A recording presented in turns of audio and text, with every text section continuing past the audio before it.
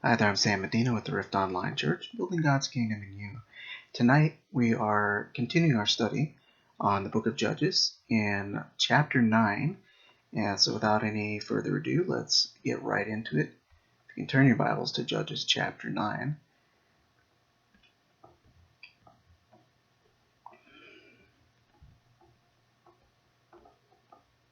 If I were to give this a title, I might call it something like The Cost of Vain Ambition. And that having been said, let's get right into it. Judges chapter 9, the first verse.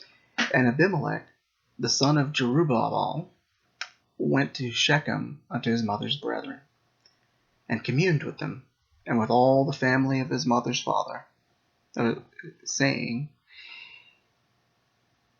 Speak, I pray you, in the ears of all the men of Shechem, whether it is better for you, either that all the sons of Jerubbaal, which are 70 persons, reign over you, or that one reign over you.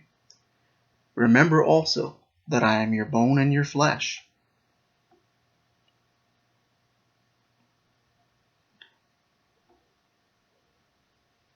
So here we have a situation, and it looks like this was one of Gideon's various concubines that this guy is the son of. So he's one of Gideon's sons. He's just not one of the ones from, I guess what you could call them from the wives. He's just from one of the concubines. Just kind of on the margin of Gideon's immediate family, and appears to have more of an affinity with his mother's family. And we see here already the working of ambition. He wants to be in charge. He's looking to make himself a king, we're going to find. And something we'll always see, and this is something not only that we have to guard ourselves from, it's something that we, when we're in the work of the ministry, something we usually have to watch for, especially if we are a leader, and we'll encounter a lot. You'll have people who operate in ambition, and usually vain ambition. Because there's good kinds of ambition where people, let's say somebody wants to be a doctor, somebody wants to, they want to start a business and make it into something great, but they have purpose. Let's say for example they want to build a business that'll build a car that'll not need gasoline and generate its own power and all that and change the world. That's good ambition. They're bringing something useful to the world. But in this particular account, we have a man who just wants to be in charge because he wants to be in charge. As Mel Brooks would say, it's good to be the king. And very often in the work of the ministry, we'll find people like that. They want to be special. They want to be seen. They want to be in charge. They want to run things. They want to be exalted. But they don't really want to deliver anything of value to the kingdom. They're not looking to actually serve God's people, but they're looking to reign and to rule over them. And these people always tell on themselves. Sooner or later, there'll be some behind-the-scenes conniving like this, where he goes looking for help. And people like that always try to get a following within any organization. You'll see that in churches. You'll see that in independent ministries, where someone will come in from outside or even from within, and they start doing this because they're looking to be in charge, because they want to be in charge, but they have no vision. And we're going to see that. And it says that his mother's brethren spoke of him in the ears of all the men of Shechem, all these words.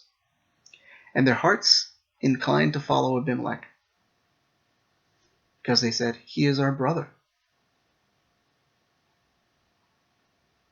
And they gave him 70 pieces of silver out of the house of Baal-berith, wherewith Abimelech hired vain and light persons, which followed him.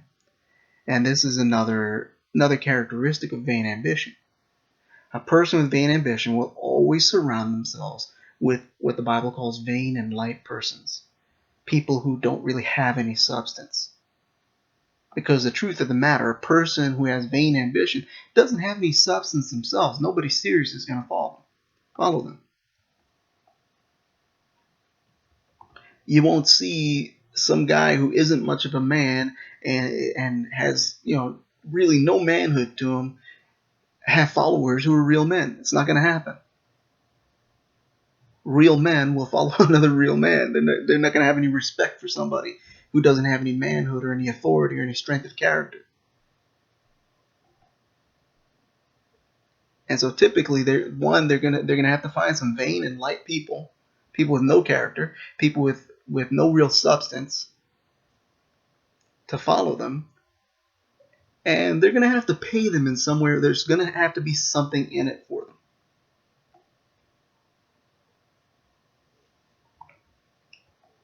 Because as vain and as light as they are, well, part of the reason why there's got to be a piece of the action point because they are vain and light.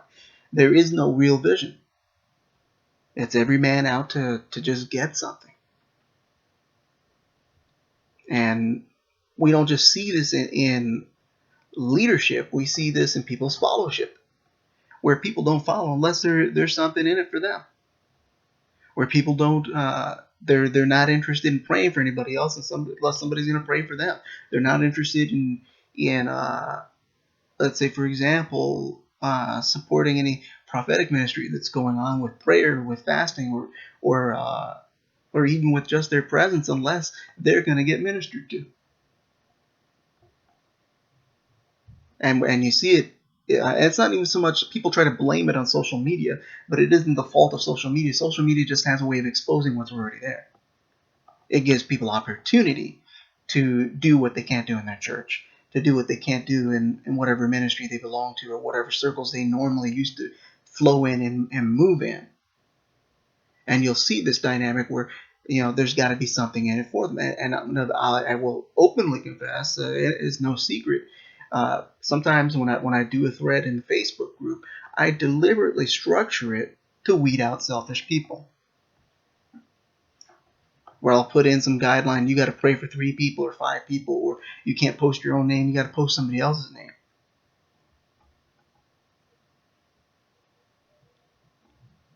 And part of the point of it is not just to teach people not to be selfish, but it's also to give people a mirror. Because if he did it the other way, just post your name, we're going to prophesy to you, you're going to get 300 people looking for a prophecy. But you do something where somebody's got, you have to pray, you're going to have a lot fewer people because there's a lot of selfishness. People don't want to serve without there being something in it for them. And even if they don't participate, even if they deny it, it serves as a mirror for them. So if nothing else, by encountering that day, they've been given a mirror to see their own selfishness, and maybe there's an opportunity to repent of it. It's a very dangerous thing, selfishness.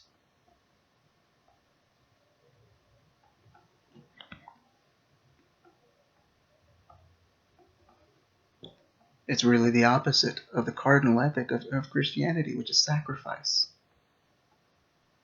Jesus said, if any man would follow me, let him deny himself, take up his cross, and follow me.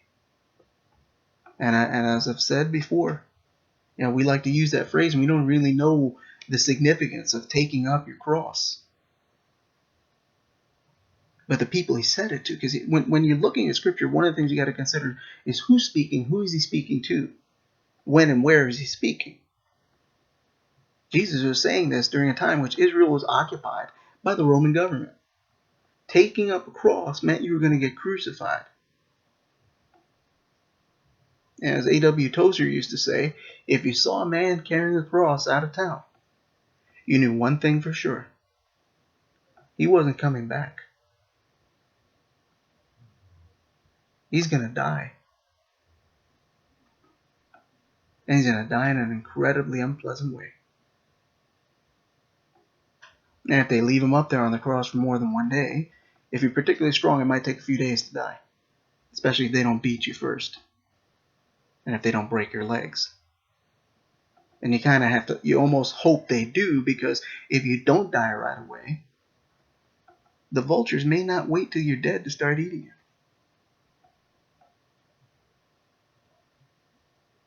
It's a horrific way to die. The cardinal ethic is sacrifice. But we've been conditioned, especially in the Western church, to believe that the cardinal ethic of Christianity is success. And so we buy into this whole Western culture of using each other. And if there isn't something in it for us, we're not interested. And then we wonder why we don't see the power of God. We wonder why we don't see miracles. We wonder why we don't see conversions that last. And yeah, we've had little revivals here and there, but a lot of them are apparently manufactured. You do any research and you find out the guys who got healed and weren't sick to begin with, or they go into another country and pay somebody $5, which is a lot of money over there, to say that they got healed of cancer or whatever. And there's a whole lot of fraud going on.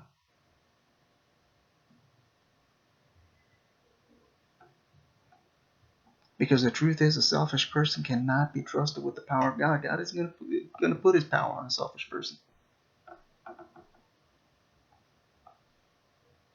They might flow in some gifts, but you're not going to see what you've seen in other revivals years ago. In the Welsh revival, one of the things that happened throughout Wales, there were a lot of brothels. The brothels didn't close down. They became prayer ministries. You go to what used to be the brothel. If you were sick or whatever, you go there and they'd pray for you.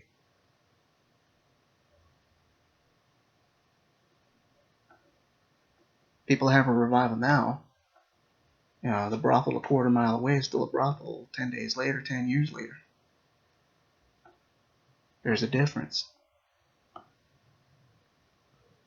And a lot of times we'll rationalize and say, well, things are worse now. Sin is still sin. Sinners are still going to hell.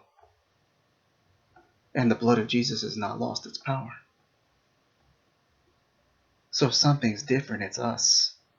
If something if the result is different, if the fruit is different, then the seed is different. We're not planting what people planted before.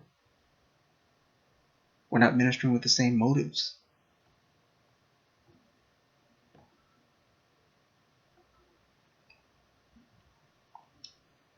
And you see this here with Abimelech. Abimelech's got a different motive. He isn't looking for the benefit and the welfare and the prosperity and safety and peace of Israel. He just wants to be a king. And then verse 5 it says, and he went unto his father's house at Ophrah, and killed his brethren, the sons of Jerubbaal, being 70 persons, upon one stone. Notwithstanding, yet Jotham, the youngest son of Jerubbaal, was left, for he hid himself. And this is another characteristic of vain ambition. Sooner or later, vain ambition becomes murderous. Because when your ambition is vain, when you're not driven by a vision from God, when you're driven by selfish and self-absorbed and self-concerned motives, when you're just looking out for number one and you're driven by ambition and not vision from God, sooner or later you're going to come up with opposition. Sooner or later you're going to come up with resistance to your grand plan of being the head honcho and the big shot. And by the time you're that committed to your vain ambition, one way or another, you will end up engaging in some kind of murderous activity. You may not physically kill somebody, but other things do take place, and I've seen it happen. Just about everybody has a story of some preacher who, everybody dragged his name through the mud and lied on him. stand there in the pulpit on Sunday and preach and talk about the Holy Ghost and the power of God and holiness, but you spent the week lying on this guy to make sure he couldn't preach anywhere. That's a murderous thing. The word does tell us if you hate your brother without a cause, you're a murderer. And the thing with vain ambition, when you're moving in something that God didn't give you to do, it's just, you just want to be exalted, you just want to be promoted, you just want to be somebody. Sooner or later, you're going to have to compromise whatever integrity you've got to get it. And what you compromise to get, you're going to have to compromise to keep. In this particular case, he had to go and kill all his brothers. And some people wonder that, oh my God, he killed his brothers. And what you have to understand is, first of all, he was apparently the son of a concubine, so he probably wasn't particularly close with them in the first place. But as far as blood relation, he was just as much their brother as the rest of them.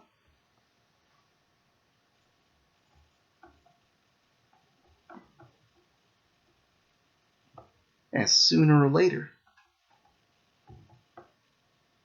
someone who's moving in ambition is going to commit some kind of assassination. It may not be physical, maybe just a character assassination. It may be just little petty things to frustrate what somebody else is doing. And you see it all the time. People will do things because they feel like somebody's getting the spotlight, or somebody's a little too special, or they feel like they need to put somebody in their place.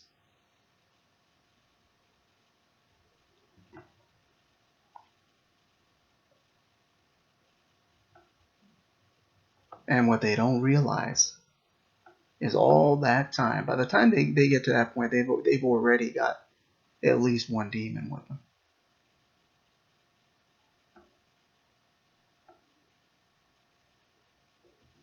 And I know that's an uncomfortable thing to say, but it's the truth. People moving in ambition in the things of God usually end up with some kind of familiar spirit. And they continue long enough without repenting, they start to think that familiar spirit is the Holy Spirit. Demons speak in tongues too. And there's a whole lot of that. That's a message unto itself.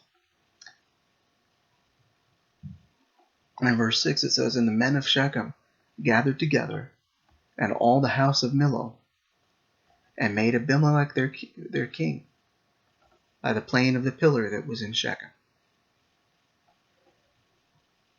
And when they told it to Jotham, he went and stood in the top of Mount Gerizim, and lifted up his voice, and cried, and said unto them, listen to me, you men of Shechem, that God may hearken unto you. The trees went forth on a time to anoint a king over them. And they said unto the olive tree, reign over us. But the olive tree said unto them, should I leave my fatness, wherewith by me they honor God and man, and go to be promoted over the trees? And the tree said to the fig tree, come and reign over us. But the fig tree said unto them, should I forsake my sweetness and my good fruit, and go be promoted over the trees? Then said the trees to the vine, come and reign over us.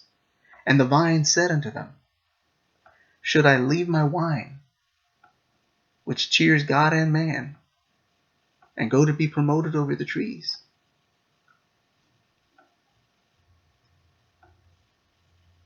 Then said all the trees to the bramble, come and reign over us. And the bramble said unto the trees, if in truth you anoint me king over you, then come and put your trust in my shadow. And if not, let fire come out of the bramble and devour the cedars of Lebanon. And before I go any further, I want to say this. In what he's saying, even these trees have more sense than people. Very often, when we're moving in ambition, we have to forsake the sweetness of what God gave us to do, of who he made us to be. And that's one of the principal problem of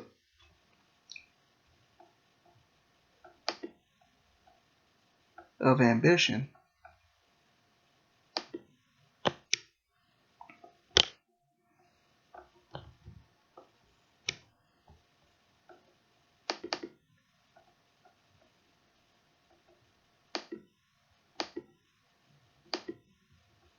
The principal problem of ambition is that it will deceive you into trying to be something God did not intend you to be. Even these trees have more sense. The olive tree didn't want to be promoted over the trees. It's not his job to be in charge of the trees. It's his job to be an olive tree. The fig tree, his job is to make figs. And more fig trees. That's the whole point of the fruits, to make more trees.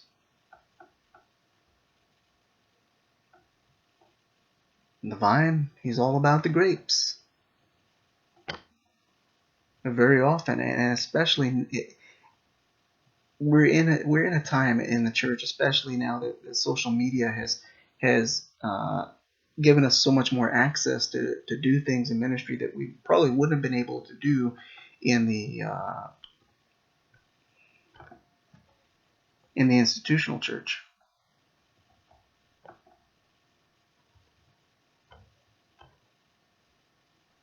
We see a lot of people trying to be somebody or become somebody and trying to create an image.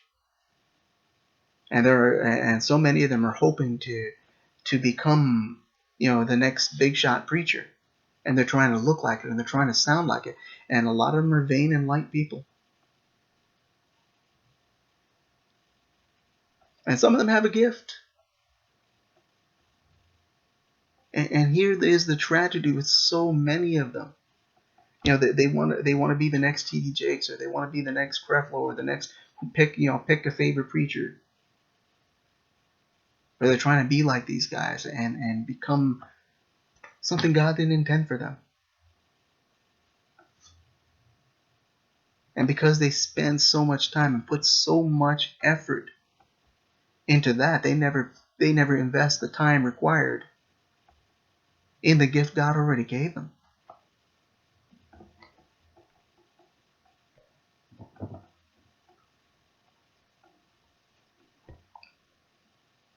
And what most of them fail to understand is while they're doing all this conniving, all this scheming, putting in all this effort to try to be something they're not, they could have already been something great.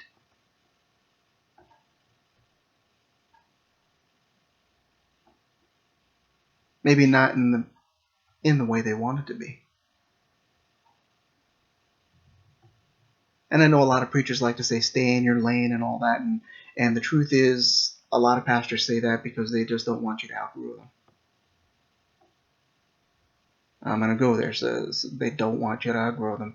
A lot of them don't want you to do anything more than just be a nice churchgoer. And that's basically it. Maybe you'll teach a Sunday school class. And that's not right either.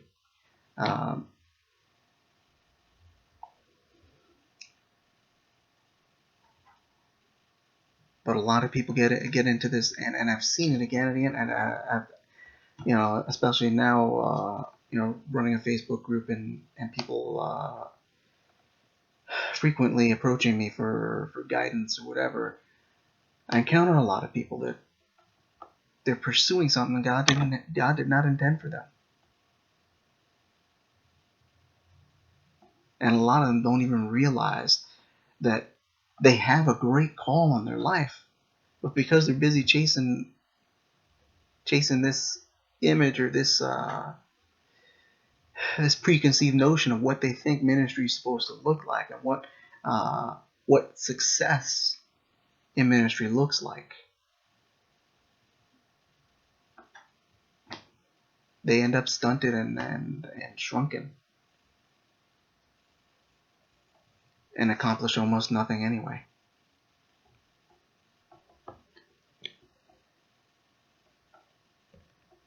And that's almost like best case scenario for that. Because as we're going to see as we read on, it can be worse.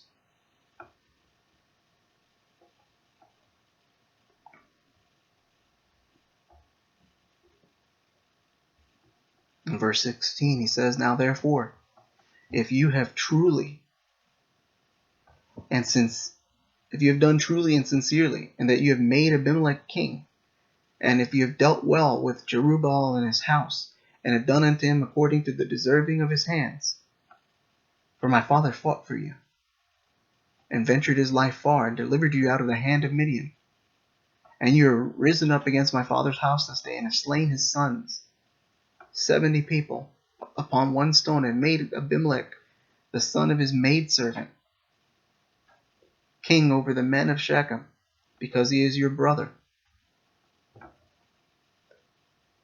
If you then have dealt truly and sincerely with Jerubbaal and his house this day, then rejoice in Abimelech, and let him also rejoice in you. But if not, let fire come out from Abimelech, and devour the men of Shechem, and the house of Millo.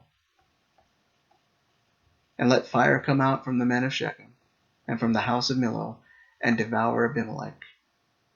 And Jotham ran away, and fled, and went to Beer, and dwelt there for fear of Abimelech his brother."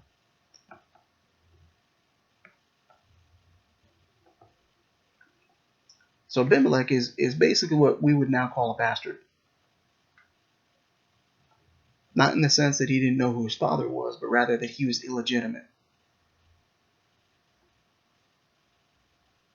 And this is going to be uncomfortable to say for some people. Because I know in ministry we like to talk about the Abimelechs and the Absaloms and all that. And the truth of the matter is, the whole reason there was an Abimelech was because Gideon was fooling around with one of his maids.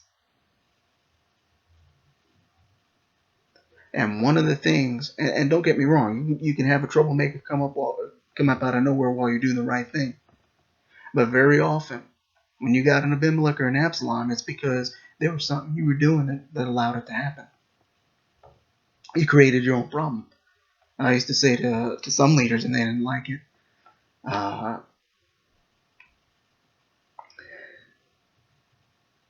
you won't have an Absalom unless you've had a Uriah. That's an uncomfortable thing. It's an uncomfortable thought. David would have never had an Absalom hadn't he murdered Uriah for his wife. And likewise, even though what Abimelech did was not Gideon's fault in and of itself, Gideon's moral failure precipitated this. And something we got to get back to understanding is that one thing precipitates another. That there are consequences and repercussions to the things that we do, to our various indiscretions when we're careless, when we seek gratification instead of satisfaction. That's another big problem right there. I mean, you could preach a whole sermon on the fact that he was the son of one of Gideon's maids.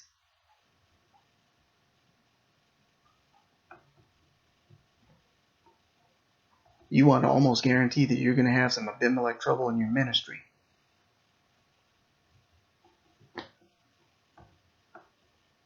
All you got to do is start looking for gratification, not satisfaction. Start taking some shortcuts. Start compromising here and there just in little ways.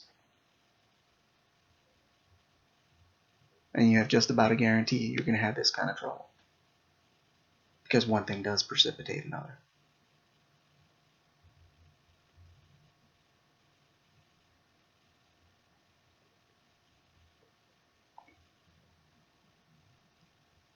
And the consequences are not always immediate.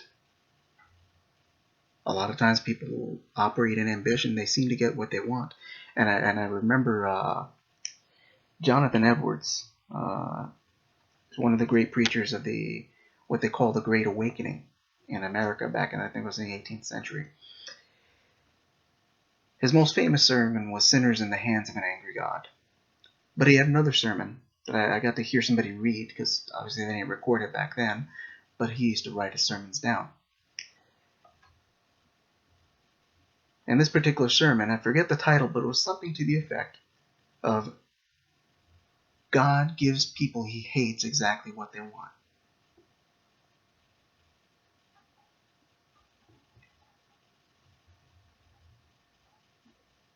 If you think that's not true, as Jonathan Edwards had said, the Edomites had a kingdom long before, hundreds of years before Israel became a kingdom. They had kings already. They were more organized. They appeared to be greater than Israel at first. But God had said, Jacob I have loved, Esau I have hated. And it took a while for that to come to pass, but it will come to pass. There are going to be consequences, repercussions. And very often you see it. Goodness, there's so many different stories of people who appear to be successful in ministry, and then next thing you know, you hear, there's some kind of infidelity scandal, and they're getting a divorce, or the big fancy mega church pastor has been fooling around with a 16-year-old girl and got busted, and he's 51. Not to mention, quite a few preachers' kids end up committing suicide. And we'll rationalize it and talk about mental illness and try to justify it. But the bottom line is your house wasn't in order. You're preaching all this prosperity and health and wealth and victory, and you don't have it in your house. It's not a condemnation, it's an observation. I don't have to condemn.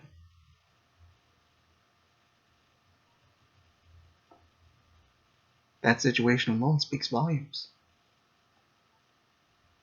Now, a lot of the preachers I knew when I was growing up, similar situation. One preacher preached fire and brimstone, but his son's a drug dealer. The other son's a drug addict. The other son can't stay out of jail.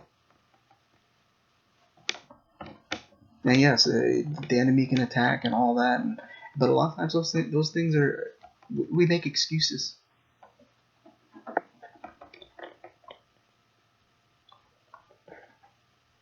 A lot of times, the whole reason why that's happened is that people are a public success and a private failure. And they pursued ambition, and they had a business plan, and it worked, and their ministry seemed to flourish, and they got a gift. But as one preacher said, God is an employer who will fire you and let you keep working.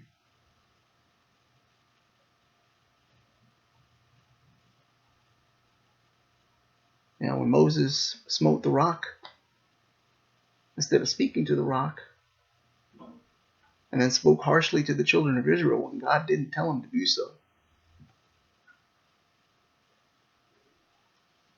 the water still flowed. By some estimates, they had water flowing out of a rock for over a year.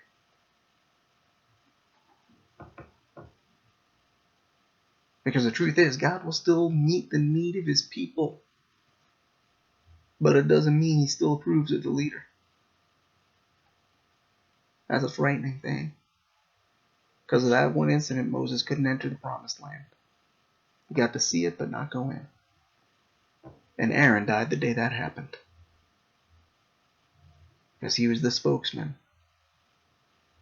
And should have known better. Well, he did know better. They were just angry and let their anger get the best of them. Now it says, when Abimelech, in this verse 22, when Abimelech had reigned 3 years over Israel, then God sent an evil spirit between Abimelech and the men of Shechem. And the men of Shechem dealt treacherously with Abimelech. And this is an uncomfortable thing to say to the church, that God sent an evil spirit. Doesn't say the devil sent it.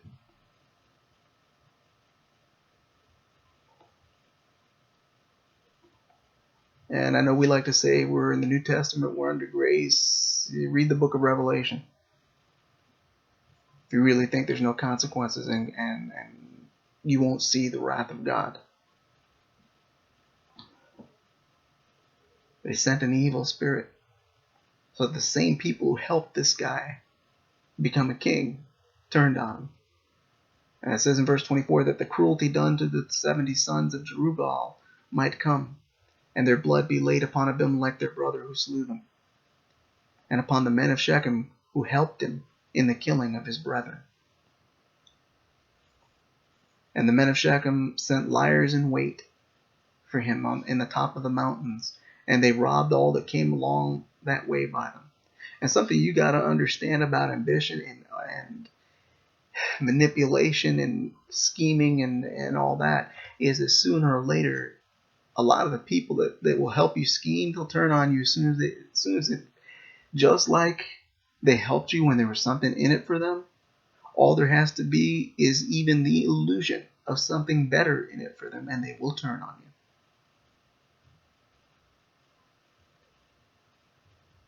And something I want you to understand in dealing with people in the call in your life, whether you're in ministry leadership or you're in leadership in a business or you're in leadership in your family, something you got to understand is that loyalty that you buy can always be sold.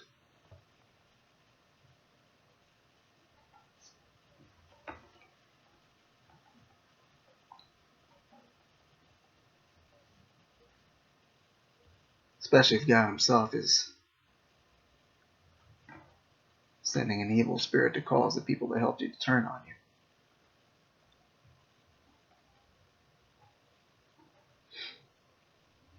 But somebody tells Abimelech this is going on. And it says, and Gaal, the son of Ebed, came with his brethren and went over to Shechem. And the men of Shechem put their confidence in him. And they went out into the fields, and gathered their vineyards, and trode the grapes, and made merry, and went into the house of their God, and did eat and drink, and cursed Abimelech. Now, these are the guys that they made him king 3 years ago. And it makes you wonder just what kind of king he was, that all it took was 3 years of him in charge, and they go from helping him kill his whole family to, or almost his whole family. Now they're cursing him. That's pretty bad when people throw a party, and at their party they're cursing you. And Gaal the son of Ebed said, who is Abimelech, and who is Shechem, that we should serve him? Is he not the son of Jerubbaal, and Zebul his officer? Serve the men of Hamor, the father of Shechem.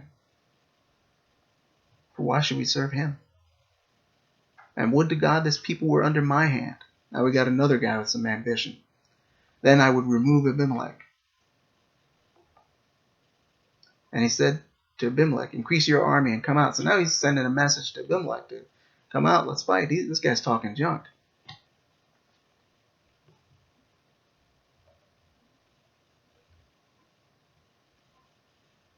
And when Zebul, the ruler of the city, heard the words of Gaal, the son of Ebed, his anger was kindled. And he sent messengers to Abimelech privately, saying, behold, Gaal, the son of Ebed, and his brethren are come to Shechem, and behold, they fortify the city against you. Now therefore, get up by night, you and the people that are with you, and lie in wait in the field. And it shall be that in the morning, as soon as the sun is up, that you shall rise early, and set upon the city. And behold, when he and the people that are with him come out against you, you may do to them as you should find occasion. He snitched on him.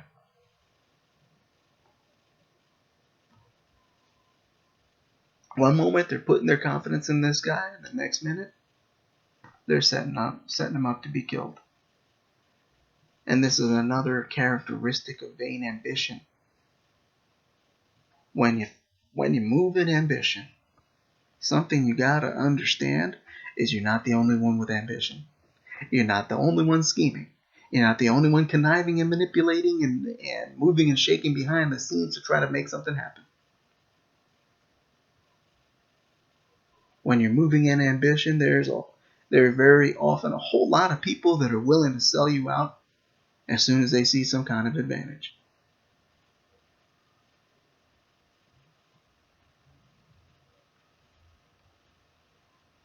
It says in verse 34, and Abimelech rose up,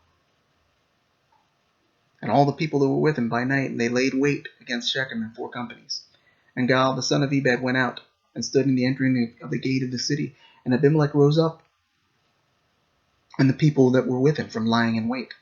And when Gaal saw the people, he said to Zebul, behold, there come people down from the top of the mountains. And Zebul said to him, you see the shadow of the mountains as if they were men. He's like, you're seeing things. And there's another characteristic. People will set you up. And then they're going to try to persuade you there's nothing going on. You're just imagining it. You're just being paranoid.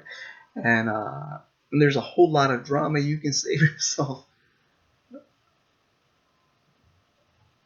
by not getting caught up in ambition. You know, I like to say to young leaders, stop stressing. You're going through all this drama to try to be this and try to be that, and you're putting way more time into that than you are into your relationship with God. And then relax, spend some time with God, and stop all this nonsense. You'll save yourself a lot of drama, a lot of heartache. Not that there won't be heartache anyway, but there's a lot of heartache we go through that's completely unnecessary.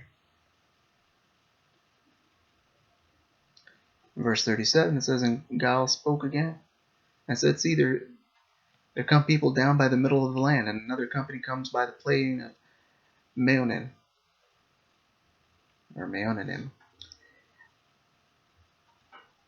Then Zebul said to him, where's your mouth now, wherewith you said, who is Abimelech that we should serve him? Is not this the people that you have despised? Go out, I pray you, and fight with them.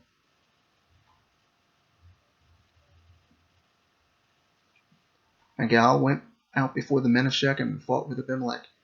And Abimelech chased him, and he fled before him. And many were overthrown and wounded, even to the entering of the gate. And Abimelech dwelt at Arumah. And Zebul thrust out Gaal and his brethren, that they should not dwell in Shechem. So just a few verses before, they're celebrating this guy, and they're putting their confidence in him. Now they've kicked him out of town. And it came to pass on the morrow that the people went out into the field, and they told Abimelech. And he took the people and divided them into 3 companies, and laid wait in the field, and look, and behold, the people were come forth out of the city, and he rose up against them and smote them. And Abimelech and the company that was with him rushed forward, and stood in the entering of the gate of the city. And the 2 other companies ran upon all the people that were in the fields, and slew them. And Abimelech fought against the city all that day, and he took the city, and slew the people that were in it, and beat down the city, and sowed it with salt. And when all the men of the tower of Shechem heard that, they entered into a hole of the house of the god Berith. And I gotta say this, we're coming into a time, and we're already there, that judgment is starting to show up among what we call the church. And there are many who've put their confidence in other things. You'd be surprised how many people.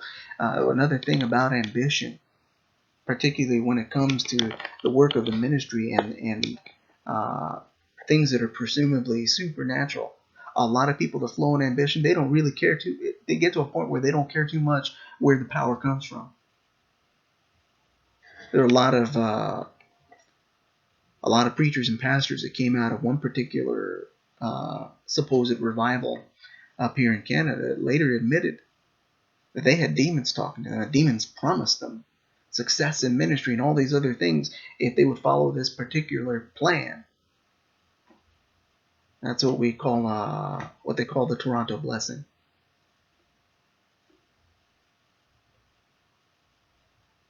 And we're coming into a time, just like these people were confiding in this god Baal Berith.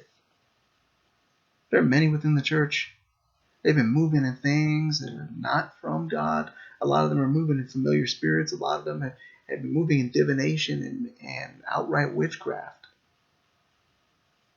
and passing it off as being the Spirit of God. And because the church doesn't know the Word, because the church refuses to test the spirits, because the church has been taught for the last 15, 20 years not to judge, not to criticize, not to analyze things, and even as some preachers are even now saying, don't test the spirits, just trust us. One guy wrote a book called My Bible, My Idol, where he basically makes the case that if you measure everything by Scripture and you want to go use the Bible as your standard for everything, that you are an idolater. And why is that? Because he wants to teach you things that contradict the Bible.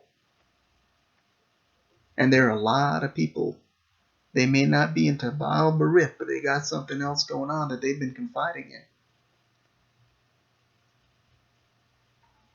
And when the judgment that has begun becomes more apparent, they are going to flee into these things and find no safety in it. That these same demons that help them become successful are going to abandon them. Because something you got to understand about a familiar spirit, people, a lot of times when people have a familiar spirit, they find that they consider that spirit to be kind of their strength and their hope, and because a lot of them, they're very hurt, they're very wounded, they've got rejection issues, and so this thing makes them feel strong, it makes them feel powerful, it makes them feel accepted. And what they don't realize is that familiar spirit that may have been helping you for the last 10, 15 years, that thing hates you. And its desire is to torment you.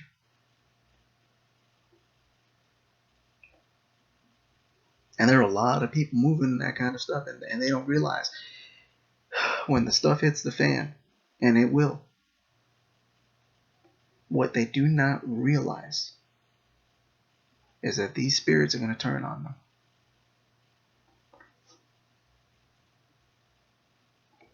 And they will find no safety.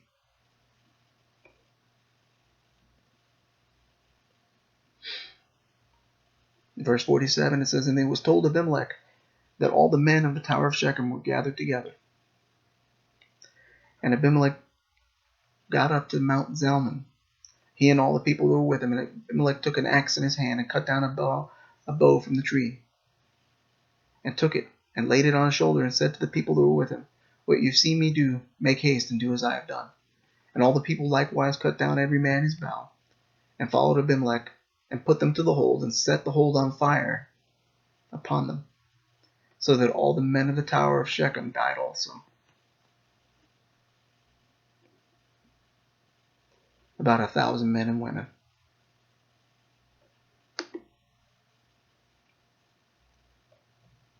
Then Abimelech went to Tebez, and encamped against Tebez, and took it. But there was a strong tower within the city. And there fled all the men and women, and all them of the city, and shut it to them, and got them up to the top of the tower. And Abimelech came to the tower and fought against it, and went hard to the door of the tower to burn it with fire. And a certain woman cast a piece of millstone upon Abimelech's head, and all to break his skull. Then he called hastily to the young man, his armor-bearer, and said to him, draw your sword and kill me, that no one will say of me that a woman slew him. And his young man thrust him through, and he died. And when the men of Israel saw that Abimelech was dead, they departed every man to his place. Thus God rendered the wickedness of Abimelech, which he did unto his father, in slaying his 70 brethren.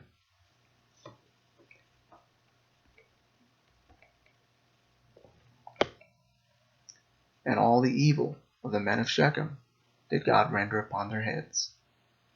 And upon them came the curse of Jotham the son of Jerubbaal.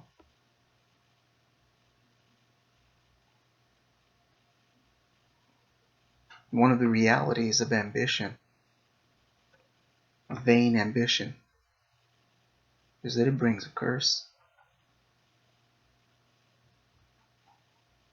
Even when it seems like we're getting what we want, and you've seen this, and we keep seeing it again and again. We see all these people who appear to have success. They appear to have accomplished something. They appear to I guess you could call it be living the good life, and their ministry's gone forth and they've got a big name and they're all over the place.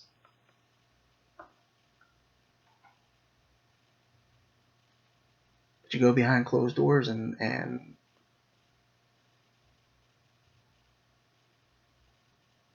that's a whole different picture. So they got what they thought they wanted. But there's a terrible price to pay. And so, and as much as I would have liked to have made this a happy message, sometimes it's time for a sober word. And especially for some of you who are very, very gifted, there will come opportunities to pursue ambition. And I want to encourage you not to give in to that temptation, not to be in a hurry, not to try to make things happen, but make sure that you're following the leading of the Spirit of God.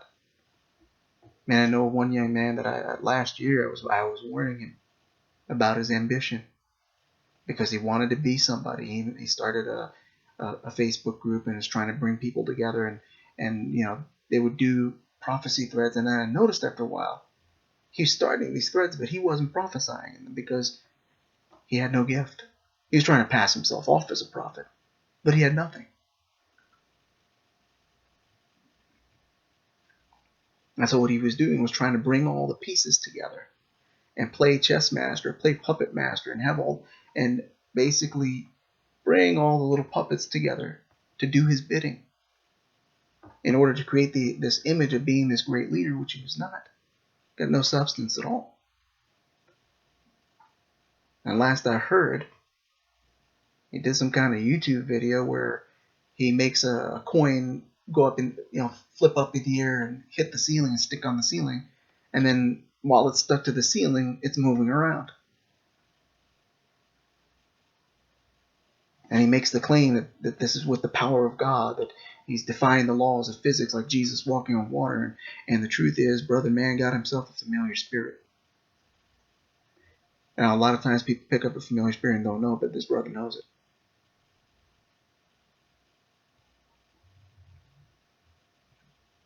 It's a very dangerous thing, and it's somebody sent me a prophetic word from, I think, the 1960s.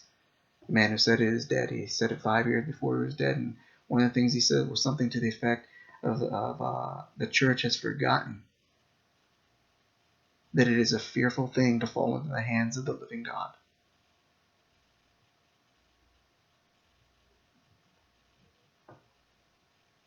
So I want to encourage you. Don't pursue ambition, pursue God. It doesn't mean you can't accomplish something great. Because you may very well be called to do something great. You may be called to do something big. But don't pursue that, pursue God. The greatest preachers that have ever walked the earth were men of phenomenal prayer lives. I mean, people like to quote Spurgeon, but they don't want to pray like Spurgeon. The man prayed so much and so intensely, when it was time for him to preach, the deacons had to go in the back room and physically carry him out to the platform, because he would forget that it was time to preach. Pursue God with everything you got. Let him sort the details of how big or how great or whatever everything's supposed to be. Because if you pursue him like that, then your pursuit of the call in your life will be because you've got a vision and not an ambition. God bless you, and God keep you.